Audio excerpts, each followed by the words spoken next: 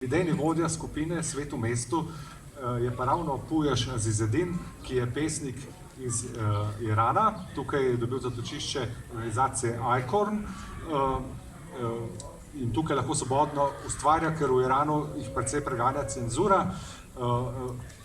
In v tej skupini pa želimo povezati še druge ustvarjalce iz tujih držav, ki pišejo v drugih jezikih in ustvarjajo v Sloveniji. Bo mogoče malo obrnila vrsta red, da bomo začela s Puješem, pa bom potem prebral še jaz dve pesmi Mohameda Hazratija, ki danes žal ni mogel priti. So I give the word to you, Pujesh, and then I'll read your translation. Dobar večer.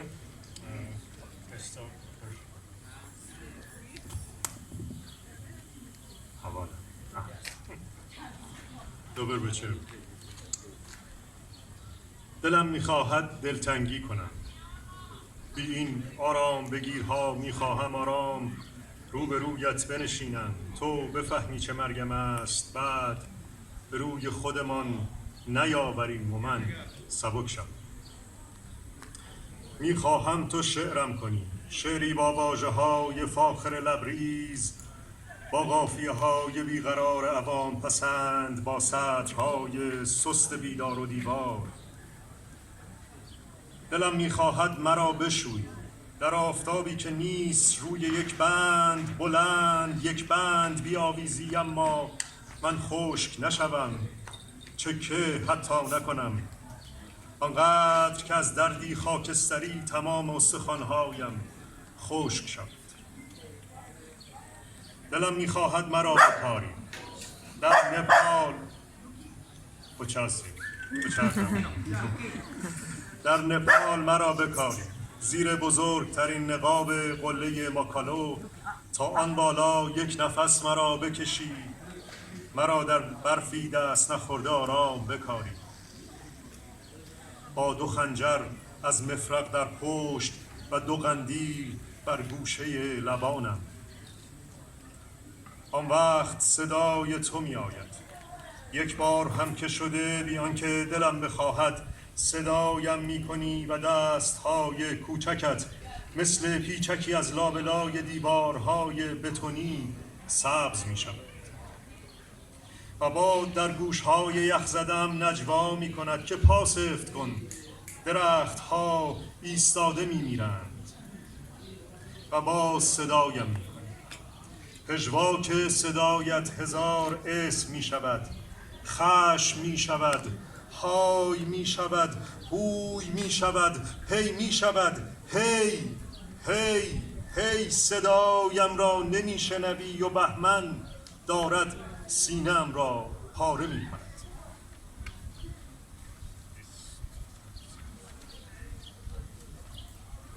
To je pesem v prevodu Katja Zakrajšek sicer.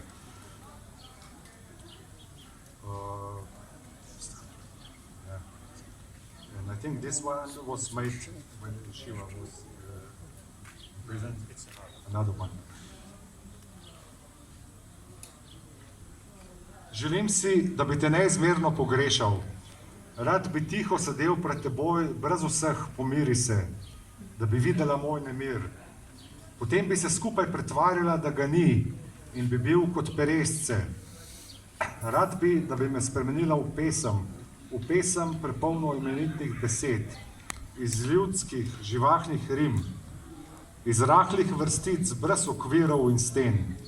Rad bi, da bi me oprala in me obesila na dolgo vrv za perilo pod soncem, ki ne sije.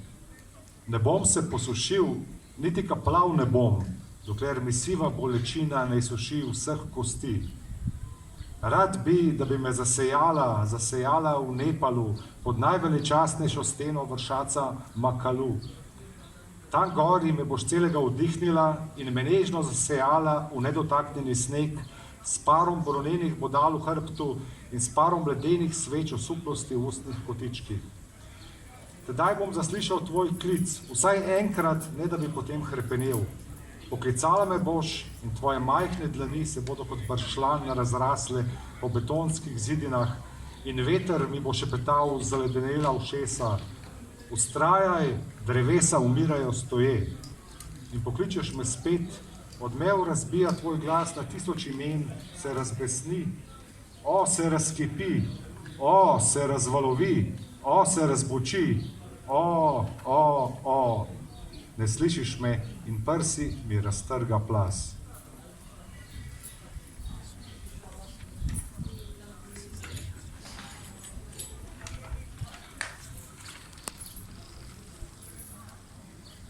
غروب، نبض کند زمین و شهر در کما، جدال جاده و شاعرین، بحث نخنما، غروب پله ها که دانه دانه جان میدهند زیر ایوان آفتابگیر لبخند شما، و مرثیه ناقوس و میله ها و رقص تو بر سایه روشن تردید این کلاویه ها. دو سرو تا شده آن سو ترک به روی زمین، یعنی تو میروی و اینک سیل نقطه چین. زمان 2 ساعتی گذشته از 1000 و اندی سال، زمین به زیر ابر وایه های محال، به روی خشخش اخرایی راه خانه که کو و مرده شهر مشت، شهر کو. تو میرسی به سر کوی بی در کجای بی آبر، و این خبر که گریخته از گور انتظار خود مومیایی شاعر. Ta pesem pa je nastala, ko so Puješevo ženo Šivo Nazar, ki tudi danes tukaj posluša, odpeljali v Iranu v zapor, ker je bila pač novinarka kritična do režima. Ne? In pesnik gleda, kako se uspenja po stopnicah proti zaporu in se poslavlja od nje, ne ve, kdaj jo bo spet videl. Sončni zahod, počasen utrip zemlje in brezbrižno mesto, bitka s pesmi s potjo, ta oguljeni spor. Sončni zahod na stopnicah, ki izginjajo druga za drugo pod sončno teraso tvojega nasmeška. In elegija zvonov in ograde in tvoj ples v senci ključev tega dvoma. Tam se 2 cipresi sklanjata nad zemljo, kar pomeni, da odhajaš. In zdaj poplava tropiči. Trenutek je brezčasen, zemlja pod oblakom nemogočih želja, nad okrasnim šelestenjem poti do najinega doma.